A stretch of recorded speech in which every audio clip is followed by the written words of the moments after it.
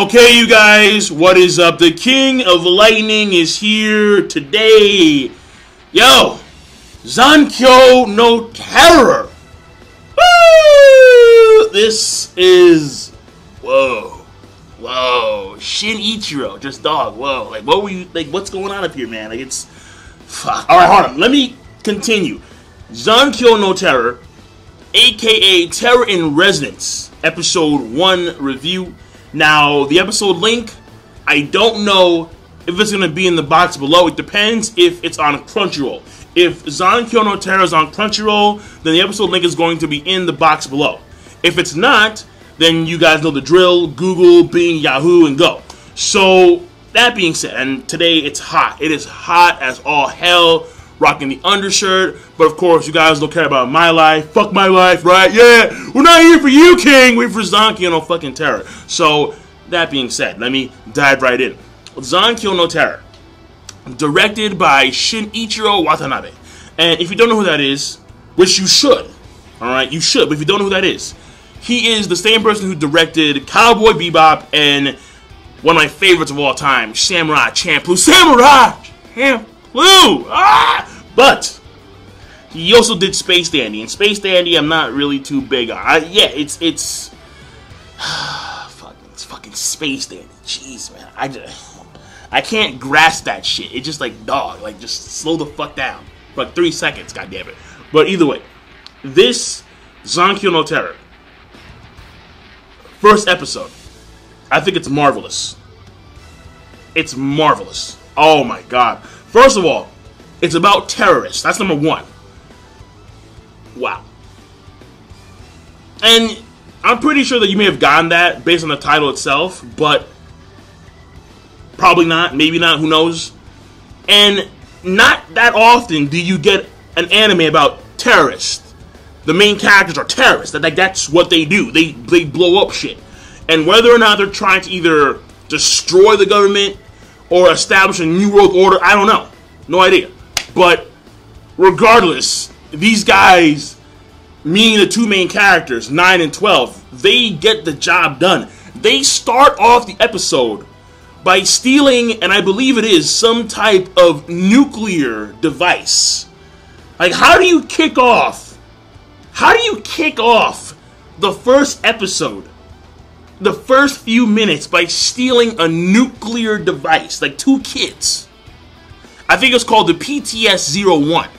And then they end off the episode by collapsing this huge building. And they had a YouTube video where they pretty much had a Tokyo weather forecast. Like at 3 p.m. it's going to be dark. And then there's going to be sparks in the sky. All this stuff. And so let me start with the characters themselves, because the episode overall I think is fantastic. But let me go to the more specific stuff. First of all, the characters. You have the 2 main characters, well, 3 main characters. There is 9, there's 12, and they have now transferred into this high school, probably as cover. And their aliases are Arata, he's 9. And Toji, he's 12. And then there is another girl at this high school, her name is Lisa, who winds up becoming an accomplice of this situation, she winds up joining their clique, pretty much, at the end of the episode. And her name is Lisa. And Lisa is a girl who is bullied. She is ostracized by her classmates. And her mom is always texting her to check up on her, like, almost every, like, minute. And thing here is that the bullying is so severe where she can't even eat lunch because of the trauma. And she wants, quote unquote, everyone to just die or disappear, something like that. So clearly, when it comes to her mindset, Toji and Arata, 9 and 12, they can either relate to her or they can see her, because no, they can. They can relate to her because apparently Toji stated to Arata that her eyes look like the kids back in some facility. So that's what we got right there. The reason why Arata and Toji's actual names are 9 and 12 is because they were kids who were part of this facility that we don't know about just yet. but it's clear that they have some hostilities towards this facility and towards the people that actually created it, which was probably the Japanese government. That's my assumption. And they're taking revenge, pretty much. And this is their revenge mission. And also, there's another character by the name of... what's his name? His name is... okay, well, he's a former detective, and now he's... I forgot where he was working now, but his name is Shibasaki. So, those are the main characters right there. There is Shibasaki, a former detective, who is kind of having an idea of what's going on, how this event that just happened is based on this YouTube video that these guys put out, Sphinx. And Sphinx is basically 9 and 12, and then they have just brought in Lisa into the fold. So that's it right there. Those are the characters. So animation, overall, I think it's marvelous. The animation is definitely a cut above the rest. And it's fluid. I love the scenes where you have Toji, or 12. He has, at the beginning of the episode, the snowmobile scene. The snowmobile scene where 9 has, like, the nuclear device on a backpack. And you see, like, a first-person view of 12 as he's blitzing across people and cop cars. And it was amazing. Love that scene, man. That snowmobile scene is the shit. It is the shit. And then the same thing kind of happened where at the end of the episode you have the motorcycle scene, where the motorcycle scene is more or less a third person or first person view from his perspective, and he's going to the same location where Lisa put the bomb, and how she had to jump into his arms. That was, like, the animation is just, it's crisp, it's fluid, the environment itself very vibrant and colorful. When it comes to the pacing, it's well paced. They covered a lot of ground in one episode. It wasn't too fast, wasn't too slow. They pretty much did what they had to do. Though I was surprised that they first had the scene that took place 6 months earlier with them stealing this nuclear device, and then we jumped 6 months to when they actually transferred to high school. So they're clearly planning something big with that nuclear device, but for now, it's gonna be left to the side. When it comes to the story progression, the main thing here is that Lisa, she's a part of their clique now. She's a part of their group. And these guys, with their well-coordinated plans, were able to successfully bring down this building. So 9 and 12, they're good. And Lisa's now part of their fold. And whether or not she actually is able to overcome her trauma that she has suffered because of this bullying, we'll wait and see. I'm pretty sure that 9 and 12 are going to be her scapegoat when it comes to that bullying. But for now, she's still a timid, frail girl. For now. And finally, when it comes to the character development, the only character, because okay, fine. Let's go to the main characters. 9 and 12.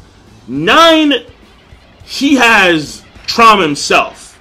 And that trauma was the fact that when it came to the kids in this facility, only him and 12 were the ones who escaped.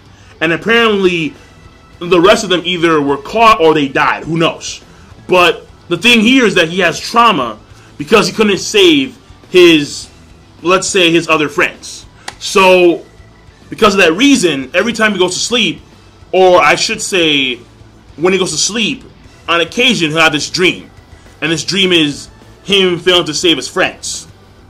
And the night terrors are clearly affecting him in a particular way. And he wants to overcome that, or at least 12 is helping him overcome these night terrors through Lisa. And then there's 12 himself, where 12, very interesting, he seems to be this happy-go-lucky, off-the-wall dude. But sometimes 12 has like these sprinkles of darkness, where, for example, Lisa caught him going down the stairs to place the other bomb, to place the final bomb, I should say. And when he turned towards Lisa, he had like the evil man face. So the thing here is that this happy-go-lucky nature that he has, it may be a front. It may be a front because he's actually evil as fuck. Who knows? But at this point in time, he's happy-go-lucky and he's cheerful. But again, keep a note that 12 himself does have these sprinkles of evil. And finally, Lisa herself, she's still the timid girl, but whether or not she can, because at the end of the episode, when she finally does jump towards 12, after she places the bomb, and she becomes an accomplice, the thing here is that this may be, and it probably is going to be the first step for her to overcoming her fears and overcoming her school situation of bullying. And I think the real sign of that is going to be when she actually takes part in an operation. When she herself takes part in planting bombs and doing whatever she has to do in order to uproot the current establishment. So, that being said, overall, I think it's a phenomenal episode off the gate. Love it. It got me. It sucked me in off the gate. I was like, oh shit. Episode 2. I can't wait. I can't wait for episode 2. That's how you know you did a good job. If the first episode leaves you wanting, craving for episode 2, then you did a good job. So, and listen, man, it's fucking Watanabe. Like, to me, I'm not surprised. Cowboy Bebop, Samurai Champloo. Alright? That's, I bleed them. Well, I bleed Champloo. Cowboy Bebop, not so much. It's still good, but among the two, I think Champloo's way better. And Space Dandy is good, but it's not. It's too crazy. So that being said, overall, I'm done. The episode rating, I'm gonna give it an amazing, and I will see you guys later. King Lightning, rate the video, comment, subscribe. Peace, and have a nice day.